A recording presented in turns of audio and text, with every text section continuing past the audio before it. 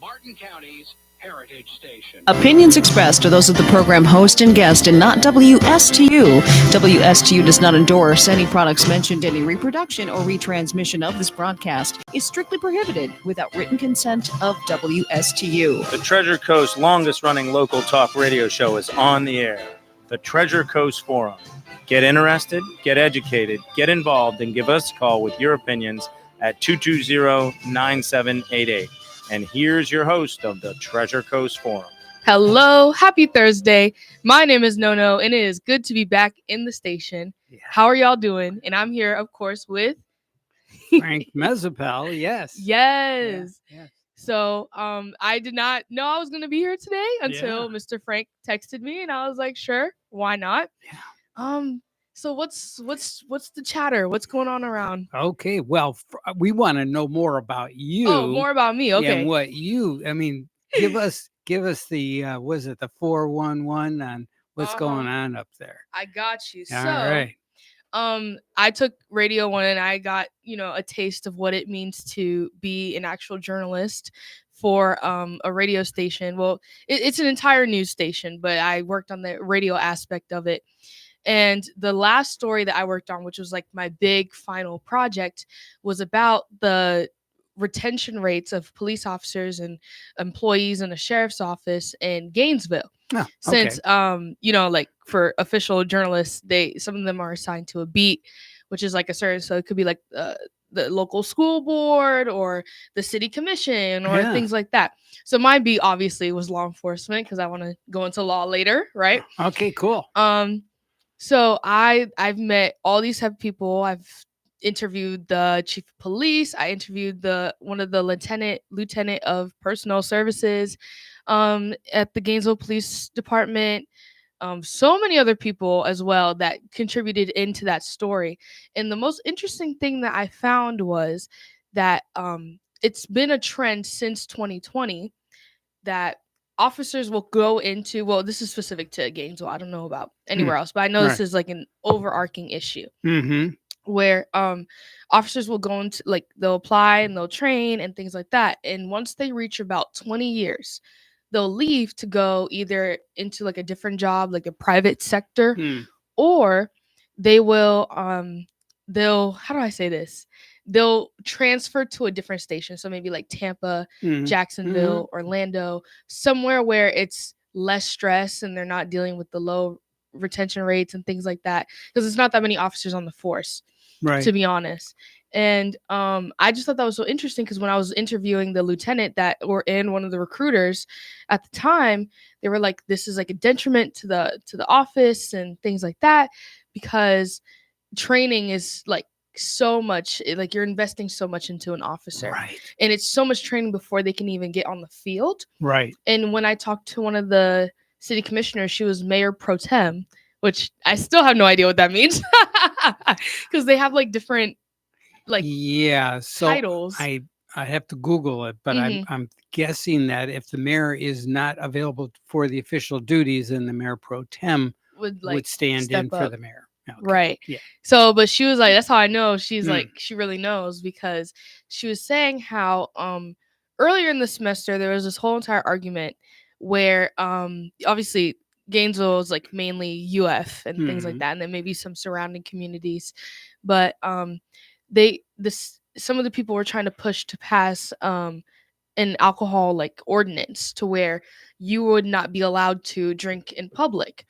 And this would be to manage crime.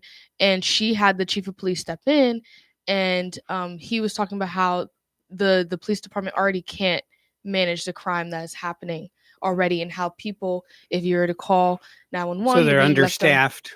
Yes, things like that, how they're being left on hold, or houses are being broken into while police is managing crime in downtown, for example. Wow. And then there's all this like lash back to like from businesses, and they were like, oh, you guys just want to hinder our business, we're going to go out of service, how are we going to pay people, this and that, with inflation and But I, like, ever since I heard that, I was like, oh, this is like very interesting, because why is law enforcement leaving? why are they not staying? Why are they not given the resources to help the community and things like that? Right. And the biggest thing was pay, which the city, they told me that they worked harder to be more competitive compared to other agencies. But also, I mean, they didn't want to specify, but I know for sure, because I feel as if South Florida is more vocal when it comes to law enforcement issues. I just know that because of my dad and then other people that I've talked to in the sphere. All right. And it's that there's this like mentality that police are not trustworthy anymore, which some of them aren't, but it's like it's the notion of all cops are bastards. That's like, yeah, they call it ACAB. That's like the new movement that's risen, especially ever since like 2020 and George Floyd and things like that. Where it's just a lack of respect for the law and things like that. So people are just, or the defund the police notion. Right. So a lot of officers, when they're faced with that, they're just like, I might as well quit. Peace out. Because they know how to use a gun. They know how to defend their friends, family, whatever. If they're caught in a dangerous situation, they have the means to protect themselves. But I always emphasize this point, especially being a journalist that covers law enforcement, because in the station I worked in, there is such a disconnect. And I really don't like that. And the disconnect is to where it's more on that hateful side of law enforcement rather than walking that neutral line. I mean, my professor was even like, we had a class about this, and he was showing us like groups that will find police officers like Facebook pages and find the offensive things that they say online and dox them, like expose all their information to the public and things like that, so people can know where they live, their family members, things like that, put them in harm's way. And they would be like, like, us as journalists, we need to hold officers accountable for the things that they say. And I raised my hand. I was like, okay, well, number one, as someone who has worked in Gainesville's, like, I worked in the Alachua County Sheriff's Office. I was like, I've worked in this office. Okay, I've sat in on meetings where we had to interview children who were sexually assaulted, or I sat in court seeing people being taken to jail for heinous crimes. I was there when I know it's gone to trial now, but at the time when I was leaving for I had to take a semester break, but I'm going back. When I was leaving, there was a Waco, a mini Waco. That's what my supervisor called it. Really? Right? A mini Waco situation where there's a church and it was basically a cult. Wow. Right? And they were trying to have detectives to bust the scene. They were bringing in witnesses left and right, things like that. And I'm like, but when I was with those people, they were joking about it. You know what I mean? Like, they were making like dark humor, things like that, which to a normal person is offensive, right? That's where you get like cops posting mean stereotypical things, people saying, like really harsh jokes to us, where it's like, what the heck? You're making jokes about child sexual assault. But, they see this every single day. And that's the distinction that we have to make. And that's why I said in class, I was like, you guys don't work with these people as closely as I do, or you haven't lived with an officer like I have, like, you have to walk the line where, even though you're saying these offensive things, you're not doing so because you want to be a bad person. It's because it's really, really hard to cope. And I'm pretty sure, I believe when I was first being interviewed, if I hadn't said that I had a background in like working under the criminal defense attorney or my father being a cop, I don't think they would have let me, because one of the first things they said was, you have to understand that working with police, it's a completely different environment, and they do make harsh jokes, things like that. And if you cannot handle that, you can't work there, because that's a huge thing. And I just, like, as a journalist, because there's one of my papers right now is being like reviewed to be published, and like the comments I've gotten, it's just like, it's not criticism, it's more, you don't understand how law enforcement works, and that's bad, because I believe you should know who was protecting you in the streets, well, quote unquote, because obviously you can't always trust police, know your rights, have an encounter, always be respectful, record things like that. But at the end of the day, when you're in trouble, like this is who you're calling, right? Right. Yeah. And if you don't have the knowledge of that, if Right. you don't know who your local chief of police is, like, or if you don't know the faces of officers or like even on campus, like I met the lieutenant of it was like community service for UFPD, right? And I had a meeting with him and things like that. And I even got to interview him for another radio segment that I did and things like that. Like people don't know that. But when you're in trouble, like obviously, like how can you, it's gonna be so much more to Right. And then once these officers are gone, Right. that's when we're really in trouble, and that's one of the things that I really advocate for when it comes to journalism and the work that I do is it's so easy to get roped up in attacking law enforcement and things like that. So I'm just really proud of the last segment that I did, which was about the retention rates and bringing awareness to that, because we need to know, because it is an issue if police are understaffed. And because if I'm calling 911, if I just got stabbed and I have to, and the operator is like, oh, well, it's going to be an hour until an officer can get to you. That's an issue and that's a problem. And people need to be made aware of that. People who are looking for jobs who would be suited for that field, they need to know. So I think that's just one of my proudest feats of my radio story, because I'm obviously very passionate about that, passionate about the law, everything of that sort. So yeah. Wow. Very good. Yeah, that was a lot. I know I just threw a lot at you.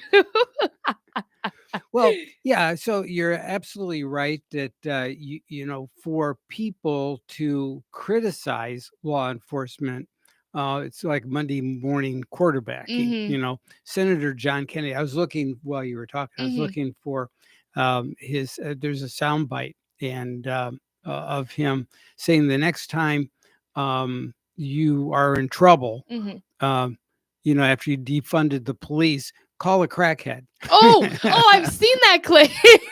Right.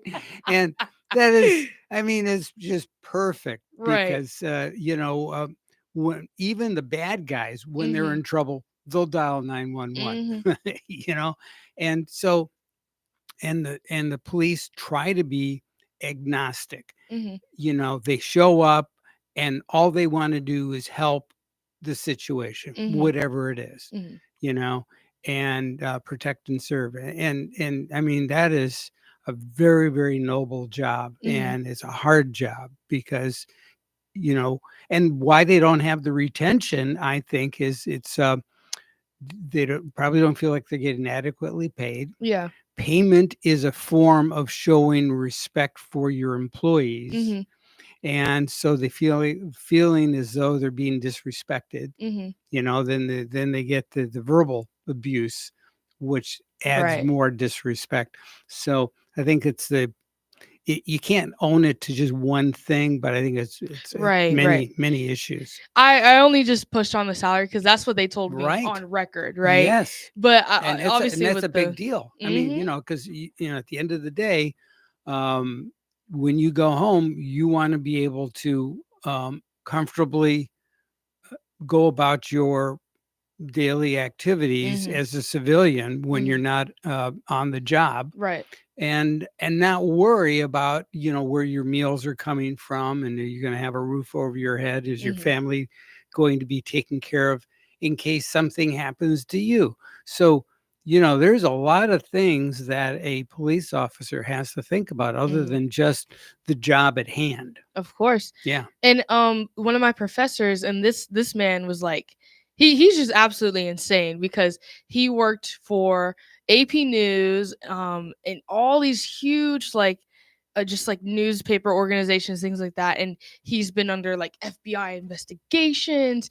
He's like cracked the story on these huge, like when he was talking in class, I would just be like absolutely blown away because I'm like, how is this even possible? How have you done all this work and you're standing in front of me? But I think one of the biggest things that he said when he told us about how to cover law enforcement was that an officer is like, that is the only job in the United States where we pay people to like hold a gun but also use the gun to take life. Like that is the only job, I guess, besides the military, but that's a little bit different. But like officers are the only people that we pay to use guns wherever they see fit, which when he said, I was like, wow, like that's so true. And that's also a heavy weight to bear as well. So I just Yeah, and I Yeah. can't imagine there's any police officer that looks forward to using their firearm. I would imagine that a successful law enforcement career would end at retirement with the officer saying, I never had to discharge my firearm, and being thankful for that. That he was able to serve without causing any harm to even a bad guy. Right. So yeah, that's Mhm. there's a lot to unpack there, but Oh, there's a lot, but I hope to do more. I hope to like do segments where it's going from a different angle of, oh, what to do during these interactions, if you're pulled over, or if if your friend has weed and you're in the car with them. It's like, what to do, because there is just so much craziness in Gainesville that I was like, I don't know how these people are walking around in the streets the way that they are. Cuz all of my friends are like, "Oh, why don't you do this, this, and this?" And I'm like, as someone who's worked with law enforcement and has seen the crazy amount of crime and heard of the problems, do you really want to be in the streets just showing up however, not in the right mind, under the influence of XYZ substance? Okay. Right? Right. So that's what I hope to accomplish in the future. But I see you got a clip, so go ahead and roll it. Well, I'm trying to, I want to fast forward it to Senator Kennedy, because I think I found the clip with a soundbite in it, but I don't know where it is. It's an 8-minute clip. Oh, okay. I'll let you look for it then. But yeah, I feel like there's just such a divide.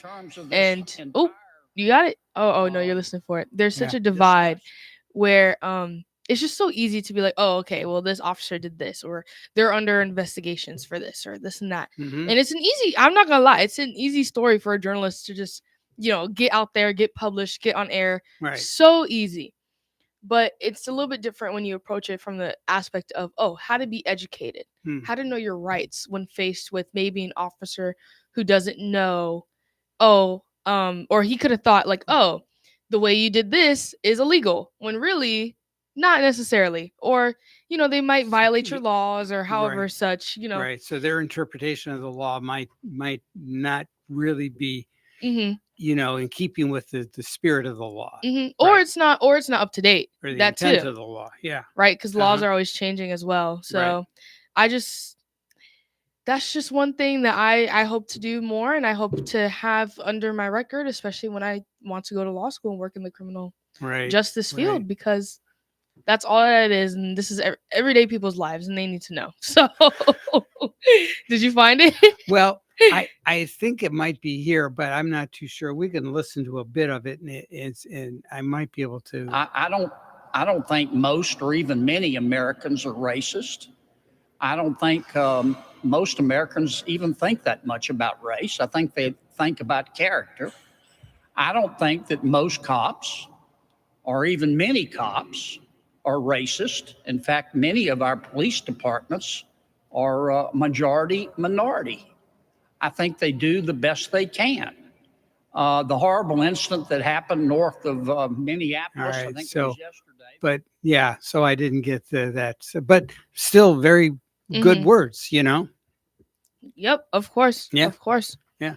So that's all. That's my journalism escapades. I'm going on to be a producer though. Okay. So nice. Even more stress under my belt. Yeah. But hopefully it's putting, when you're a producer, when you get to work the board and you have all the media input opportunities, learning how to mix it, knowing what the listener wants, what'll pique their interest, how to reach for certain sound at certain times, knowing those are skills that you just kind of develop, but you develop an ear for what you want to think about. What would I want to hear? What as a passive listener Mhm. to a program, what am I looking for? News, information, advice, things of that sort. Mhm.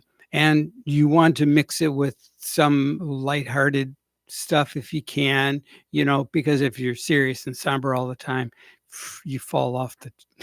Oh yeah. Yeah, you gotta find that emotional balance, but mixing all the things, not relying too much on technology, just the story sometimes speaks for itself, you know.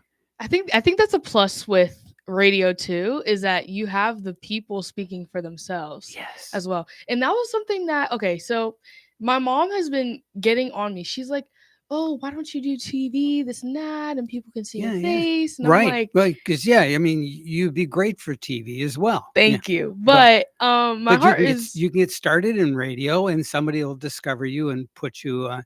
There's on a one of the um, internet news programs I watch. There's mhm. a young lady on there that shares the desk with a guy, and she reminds me a lot of you. Oh, thank you. So she is. I mean, she's really interesting, and she's a lovely young lady, and she's passionate about what she wants to talk about. It makes for good radio because she is maybe left of center, Mhm. and he's a little more center right, Mhm. and so there's a really good interplay between the two of them, because if they're both singing from the same sheet of music on the same side, it's Right. so you want to have a little bit of adversarial conversation, because he may convince her, she may convince him, Mhm. you don't know, but anyways, but that's part of the magic of those moments, Right. you know and but I could see you doing that. I mean, okay, but also like, so one of the things that I kind of figured out about this Mm. was that TV, at least the way it is at the station that I work at, Mhm. is more weather and sensationalized Right. news, Mhm. while radio and print, you do your own thing. But the Yes. print, that aspect of it is that you can either publish for, the university station, which is what Mhm. I work for, Mm. or a different organization that's also on campus. I don't want to drop names, but Okay. All right. Fair enough. but working for an outside organization, Mhm. there's more. I feel as if there's more influence in a Mm. sense, Mm. and influence in the way like how do I say this with being the most like not clear but also clear. It's I don't know. It's like you're working for an agenda. I feel like that's the best way I could say it. Ah, You know what I okay. mean? All right. Because it's independent. Mm. You know what I'm saying? And Mhm. because college towns tend to be more liberal overall, like Right. it's just like I don't really like that pull. And I feel like when you work with the university, there's more moderation, and you can work with what you want. It's Right. just So it's you have to have an edit button in yeah. your head. Yeah, and Yeah. I feel like it's less likely to be extremist because you're representing the university with Right. everything that you post. Right. Let me put it at that, right? Yes. Mhm. So, I just like I always say like radio is the best because I have a friend that I just like talked to recently, and he ran for student government and things like that. And one of the biggest things that he was complaining about was how he was being misrepresented in Uh, the student paper and things like that. mm. And I was like, oh, like this tends to happen with these independent student run newspapers on campus. Cause I've heard many people complain about that to me when I tell them, oh, I'm a journalist. I'm like, oh, no, no, no, I work for this place, not that. And they're like, oh, okay. And so and then what he'll tell me is like, oh, like when I only do paper interviews now because whenever I've done interviews, people they just they misinterpret my words, or they change the quotes that I say, or I'll look Yeah. in the paper and then he said he actually got in trouble with the dean or someone really, really high in administration Mm. because he's on the student council, and then this is how he was representing the paper the next day. And he was Whoa. like, oh, like this is not why, this is not why I put you in this position, X, Y, and Z. And he was like, this is literally not what I said. And the best thing about radio is that number one, you have the opportunity to catch them consenting to be interviewed. Yes. on audio. So that Yeah. way if they go back and if they're like, oh, well, I never consented to that, because, Florida is one of those states with the 2-party consent laws and things like that. So you can't Mhm. record without each Right. person consenting. Right. Yeah. One of the No things that they gotcha recordings. exactly. So Right. one of the things that they taught us was whenever you interview someone, say your first name, last name, and your position. So like, I'd be like, oh, Noyana Pierre Lewis, this journalist for this station, right? Mhm. And then that's it. Mhm. And that's almost a way that's like, why are you telling me your first and last name and how to spell it and this and that if you didn't want to be recorded, right? So that's one thing. And then secondly, with the entire interview, okay, in the way you write out your segments, or the way I write out my segments, I write them so that way the audios can kind of tell the story, or the bigger or the main pieces Yes. of the story, right? Right. So there's no misconstruing, there's no editing or changing words or this and that, because it's just the audio. It's Right. the person saying in their own words how they intended the message to come across. However, such, like there Right. is no changing it around. There is no, oh, you misrepresented me this way, that way. Because if that's what they're going to play, I can just pull up the entire interview and be like, this is what you said in its entirety, not just, with this portion, this Right. soundbite or It whatever. wasn't taken out of context. Right. Yeah. So I also feel like Yeah. radio gives you a better chance to also save your integrity and credibility as a journalist Mhm. as well, because some of the reporters I've seen, they'll take notes when I've sat in on a city commission meeting. Mhm. I audio record, but some people, they just take notes of what people say. Sure. You don't always get the exact thing taking notes. That's true. Or even then, if you're just sitting down listening to a recorder, but you're having to write things out, you'll miss a word, or you might miss something. Okay, Right. even if it wasn't intentional, it's just not the same as having the entire audio as proof, as a record that Right. you said this. This is how you meant it. Here's the tone of your voice. Right. Like you know Right. what I mean? The tone, the intonation, Right? all that. Because that's Sure. another thing too. Like your personality can also be conveyed through your voice, and people can Yes. see if you mean what you say. I have literally dropped stories because of the way the interviewee was presenting themselves, because I was like, this is just not, you have a message, but the way you're saying it is just not aligning, and Right. it's just not going to fit the story. Right. So I feel like that's another thing too. That's why I'm a radio diehard, podcast diehard. Nice. Anything with the audio. TV, maybe. I don't really know. Maybe in the but future. Yeah, I know, but radio's the life for me. That's going to be your roots. I got it. Right. Okay. We'll be right back, so stick with us. We've got much more to cover.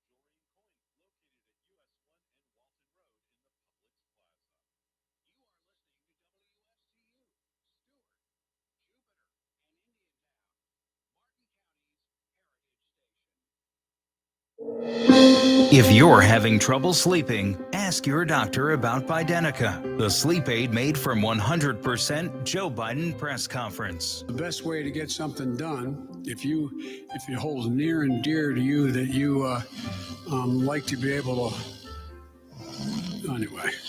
Bidenica has a patented blend of confusion and forgetfulness that will calm the most overactive brains. COVID has taken this year, just since the outbreak, has taken more than 100 years. Look, here's the lives. When you think about it. When they sold out American jobs and killed the Keystone Pipeline, it kept me up all night worrying about how we pay our bills. But then I got Bidenica, and I've never slept better. Sometimes when I get hopped up on sugar, my parents give me Bidenica so I pass out. Other times they give it to me during the day, probably so they can do the deed. Gross. Warning, people who have used Bidenica have experienced rapid lying and an inability to secure the southern border. Others have hallucinated and fought breakfast cereals. Corn Pop was a bad dude. Ask your doctor if Bidenica is right for you. Well, that's one way. So this, when you have a soundboard, you can do that sort of thing. Right.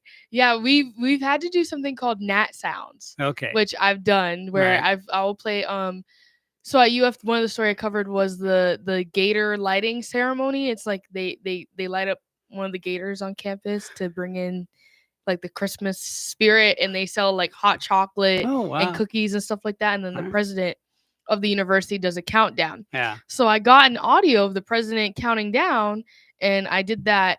I added it to the beginning of my segment, and then I lowered the volume as the band was playing afterwards, and cheering, people were clapping, and I just started my show. So yeah, nice. I love doing it, but they call it a Nat sound. I don't know.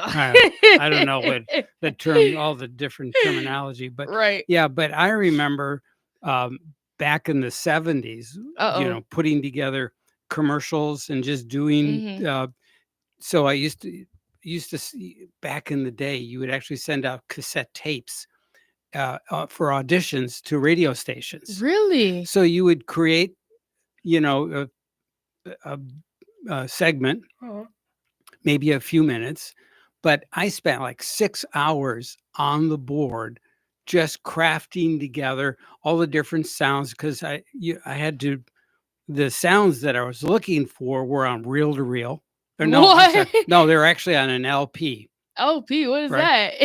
A record. Oh no. Yeah, long plain. Long plain record. So the large disc record. Oh my god. So and it was a record of just sound effects. So I would I would play the sound effect on the record, record it on a reel to reel, and then dub it onto a cart, and then you could actually copy it to a cassette. Oh no! But a cart is, you know what an 8-track is? No. Okay. Well, it's like an 8-track. It's like a fat cassette tape, and but that's what we used to use in the radio station back in the day.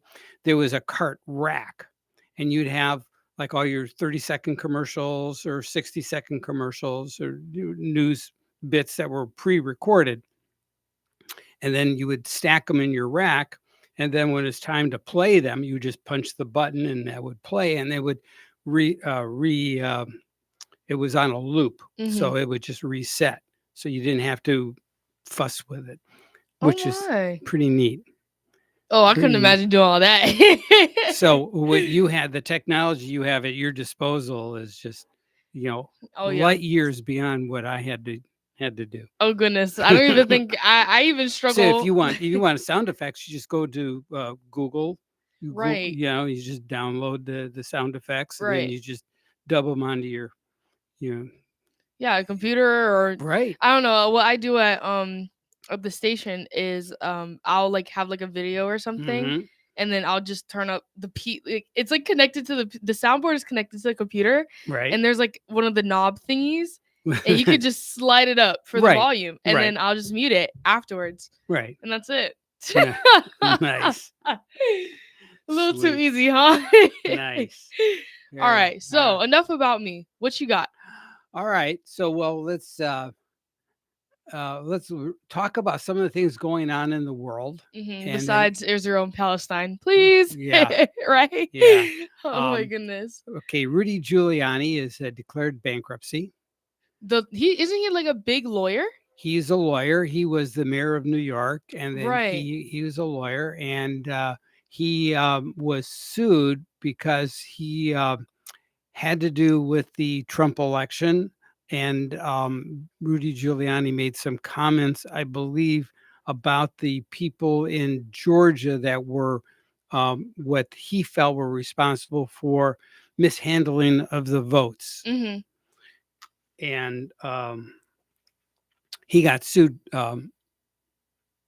civilly for about $148 million. Oh my goodness. He's got about 70 to 80, I think, in cash and assets million. So yeah, he can't get there from here. So in order to square that circle, he had to file bank. Yeah. yeah. Wait, so why like Well, is they it because he's sued.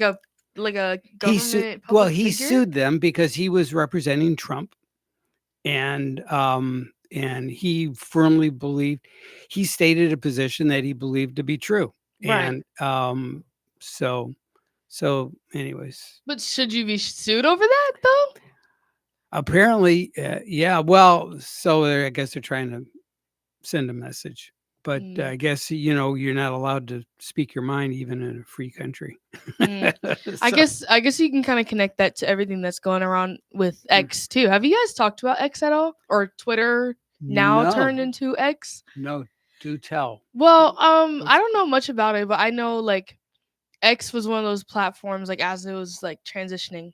And I only know this because the J school, like my college makes us use Twitter to tweet out news, or if we're at an event, like it's like live tweeting, I guess. Which my opinions on that are a little different. So X is now allowing. See, before, when it was Twitter, you were limited to like 148 characters or something. They had a finite amount of characters you can put up on a post. Now there's no limit. So it's now news organizations are using it more because they can mix more content in there. So that's why. That too, but that too. Anyways, but I know that X was one of those platforms, especially Elon Musk has been very, very outspoken about how like he wants X to be the platform where public figures or anyone as for a matter of that fact cannot be censored. Right. Since 2020, I feel like was the year of censorship and things like that, especially on social media. Right. So he's been very, very outspoken about it. And I think I just saw a video of an interview he did with the New York Times and how like advertising companies were like, oh, they're gonna pull, ads from the website, things like that, because of the way he's been running the platform. And he was like, sure, go ahead. But just know if the company dies, it's going to be because, you didn't use Twitter to advertise. And he's always like, he believes in non-censorship and having that platform and being able to speak out openly, which is not always a good thing. But, you have the right in this country to be able to do so, which I think is interesting because I remember, and one of my biggest flexes is that a few years ago when I worked the election polls and I came back and I was like, the way they handled those ballots was not secured, ? And then a week later, after we had the results for the election, I was like, oh, well, look. And then Trump was saying how the election was rigged. So, if one person is I feel like that's not a too outlandish claim to make. Yes. Especially as someone who's worked the polls before. So interesting. That sucks though. Yeah. Yeah. Well, all right. Well, we're going to take a quick timeout. And when we come back, we've got, we'll talk about some of the things going on in the news, and we'll be right back. So stick with us. Together with you. Together with you.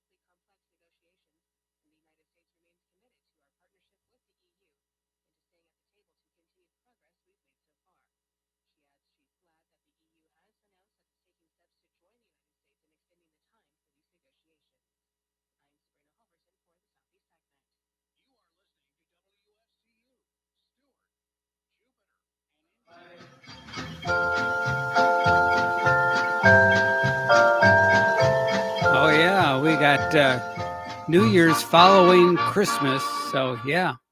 So you got a New Year's A New Year's resolution? resolution, yes. No, I actually implemented something called a monthly resolution, where Okay. each month I will do something good. So I guess my January resolution is to be better at Spanish because I'm trying to be trilingual. Well, Trilingual. So you have what? So you speak Haitian, right? Haitian Which- Creole Creole. and then English. Which and is then- what basically has root language is French, right? Yes, root language French. And then some like Spanish, and then the native African language that the slaves or whatever the original people, like the natives to the island Hispaniola, were speaking. And then whatever the slaves that were brought over there in the Atlantic slave trade, whatever they spoke. It's just a big blend, but mainly French. Mainly French. Okay. But we don't stand the French as Haitians. But that's a whole other thing that I did a show on. That's a whole other thing that I had to do. All right. But send me a copy. I will. It's very, very long. It's like 3 minutes long. Okay. Unfortunately. But yeah, the January resolution is to know more Spanish because I'm going to be a part of this program called Noticias, where it's pretty much radio, print, or TV all in Spanish. Wow. And I as a Haitian, I have to, the only Spanish I know is Dominican Spanish, and everybody who's in the Latino community knows that Dominican Spanish is quite the Spanish. Really? Okay. Oh yeah. Okay. Like all of my Puerto Rican friends, Cuban friends, Colombian friends, they're like Mexican friends, they're like, I don't understand what Dominicans say sometimes. Wow. So yeah, that's my resolution. So maybe when I come back, I can do a segment all in Espanol. So. Yes. All right. Yeah, because we even have a Spanish-speaking station as part of our family of stations. Really? 1330 La Gigante. Hey, okay. You know what La Gigante means? No. Means the giant. Oh. La Gigante. Okay. Yeah. All right. I see. Right. Yeah. So there you go. That's you can dial that in on your radio on the way home. 1330. 1330. Got it. Yeah, it's one of our sister stations. All right. Let's see now. There's I'm looking at Newsmax. So Speaker Johnson, I guess, is leaning on the president to make some sort of executive decision because the border crisis is just getting to be out of control. It's beyond out of control. Is it? Yes. Okay, because I feel like every year. Well, I mean, but do you have like 10,000 people a day? A day? People thought it was out of control when you were getting, 1,000 or more a month. Mm-hmm. Now it's 10 times that number daily. So my stance on the whole like immigration thing is that so I have family that came over because of the whole entire like Biden visa program and things like that. Okay, well they came over legally. That's true. Oh, this is illegal? No, this is illegal people. Oh, that's I just didn't know that. Streaming tens of thousands streaming over the border. And now is this like Caribbean people, No, or is people this like about 156 different nations. Really? Are represented so from by all over the world? They're all streaming in over the southern border. Mm-hmm. What? Yes. Oh no, that's not possible. I don't understand that because there is like the program that I'll Biden start sending did. you all the links to all these stories. It's going to crush America. One of the things that people are saying, if you don't have borders, you don't have a country, right? Well, that's true, right? Right. And another thing that people are saying is, we're supporting Ukraine because Russia has invaded their borders. They need to protect their borders so they can have a country. But at the same time, we're ignoring our border and people are streaming over the border. And so it seems to be like you got to take care of your house first before you can help people fix their house. That's true. Yeah. And I think the biggest issue is just the fact that there's no background check. or anything like that. We don't know if these people used to be criminals. Right. Well, Bill things like that. Mallusion, who works for Fox, he had an opportunity to talk to somebody. So when they apprehend you coming over at an illegal crossing, they, rather than, the law stipulates that they're supposed to turn you around and send you back, because it's not a border. It's not an area where there's a crossing permitted. Okay. If you're coming for asylum, you need to come through ports of entry, which are permitted. And then you say, I'm coming because I need asylum for what state your reason. And then you're given a court date, and then you come in and to court. The court date is like 10 years from now. It's like, really? It's nuts. It's 2031, I think, or something. Oh no. Why is that? Because there's too many people and they can't process them all. So they just allow them in and then give them a slip of paper and say, we'll see you in 10 years. And we'll talk about your asylum case. Well, they've already been here for 10 years. Right. So it kind of defeats the purpose of the paper. Yes. Yeah. Not good. Not good. Yeah, I just feel like every other election cycle, it's always close the borders, open the borders. You close the borders, you're inhibiting opportunities for migrants who want to come here and get a better life. And then when you open it, it's like, oh, now we have a crisis. That's why at the beginning I was like, is it really a crisis, or is this like the recycling? So when you have a moment, take a trip down to the Texas Mexican border. Oh goodness. Yes. See firsthand. Talk to the people. Interview the police on the border police on the patrol there. It's wow. It'll be eye-opening. I know there's been I was gonna say, because there's also, I've been seeing, maybe this is almost like a cover-up for these stories, right? But I'm not entirely sure. It's because I've been seeing so many Americans leaving this country because of the way like the state has been and things like that, and the politics. And a lot of people have been migrating to either Europe or Portugal. Canada, or they've fled to Mexico. I know there's been like a lot of black people being like, oh, places that are black friendly, which is like, what does that even mean? Anyways, I don't know what that means. But like Mexico is one of those places, so I'm just, I almost thought it was the opposite, where we have more people emigrating from America rather than immigrating. But then that's also like, if more Americans are leaving, if in the future, if we're going to be overrun by more than millions of immigrants each year, this is how things are going to continue to go. We kind of got to be open to the change of culture, right? As well. Well, right? it'll be a huge cultural change. Yeah? Right. Yeah. And I think English won't be the spoken language. Yep. Well, I won't have a hard time.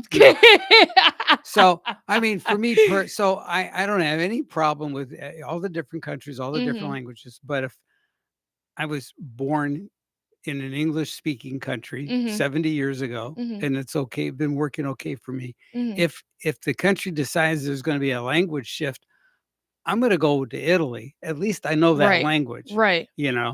And I don't want to speak a third language. I'm okay with being bilingual with some Italian. It's like, I'm good with that. I'm right there with you. And I get a chance to hang out with my peeps, right? Right. So I got cousins there, You're like permanent vacation. Why not? Yeah. Right. No, I feel you with that. Yeah. Hopefully, if Haiti can get itself back together, but we'll see. Yeah. Well, I sure hope so. And let's see if we get our audio here. Because we're coming to the end of the show. Regardless, though, if there was a shift, there's the Christmas music. Yeah. Stay ready, because I know my goals are not to be here in America for.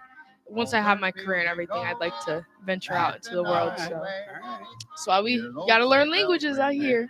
Okay. Well, we got to say goodnight, Stuart. Bye. All right, see you later. I took Kate into the doctor. We thought it was just